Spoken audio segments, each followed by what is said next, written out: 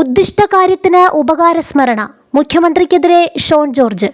മുഖ്യമന്ത്രി പിണറായി വിജയനെതിരെ പുതിയ ആക്ഷേപവുമായി ഷോൺ ജോർജ്.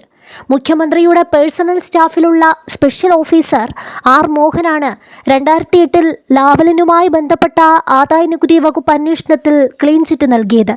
ഉദ്ദിഷ്ടകാര്യത്തിന് ഉപകാരസ്മരണ എന്ന നിലയിലാണ് ഈ നിയമനം എന്ന് സംശയിക്കുന്നു.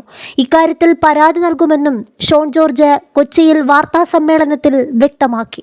മുമ്പ് ഇൻകം ടാക്സ് അഡീഷണൽ ഡയറക്ടറായ IRS ഓഫീസറാണ് മോഹൻ. പേഴ്സണൽ സ്റ്റാഫിൽ 4-ാമനാണ്. ഒരു മുൻ ചീഫ് സെക്രട്ടറിയുടെ സഹോദരനാണ്. 2016 മുതൽ മുഖ്യമന്ത്രിയുടെ ഓഫീസിൽ ജോലി ചെയ്യുന്ന മോഹൻ ഇന്ന് രാവിലെയും ഓഫീസിലുണ്ടെന്നും ഷോൺ ജോർജ് ചൂണ്ടിക്കാട്ടി. ലാവലിൻ കേസിൽ ഒത്തുകളി നടക്കുന്നുവെന്ന പ്രചാരണം ശരിയല്ല. ഇത്തരത്തിൽ ഒരു ഉദ്യോഗസ്ഥന്റെ റിപ്പോർട്ട് ഇരിക്കുമ്പോൾ എങ്ങനെ കേസുമായി മുന്നോട്ടു പോകും?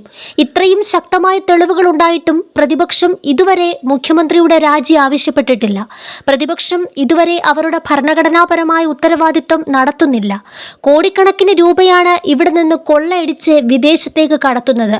അതെല്ലാം അന്വേഷണത്തിൽ പുറത്തുവരും. സിംഗപ്പൂരിൽ കമല ഇന്റർനാഷണൽ എന്നൊരു കമ്പനി ഉണ്ടായിരുന്നു. എന്നാൽ പിന്നീട് അത് അടച്ചുപൂട്ടി. അന്വേഷിക്കുമ്പോൾ അങ്ങനെ ഒരു സ്ഥാപനം ഇല്ലെന്നാണ് റിപ്പോർട്ട്. എന്നാൽ അങ്ങനെ ഒരു സ്ഥാപനം ഉണ്ടായിരുന്നില്ലെന്ന് പറയാൻ കഴിയുമോ? എക്സാലോജിക് എന്ന സ്ഥാപനം ഇപ്പോൾ ഉണ്ടോ എന്ന് ചോദിച്ചാൽ എന്തായിരിക്കും സർക്കാരിന്റെ മറുപടിയെന്നും ഷോൺ ജോർജ് ചോദിച്ചു.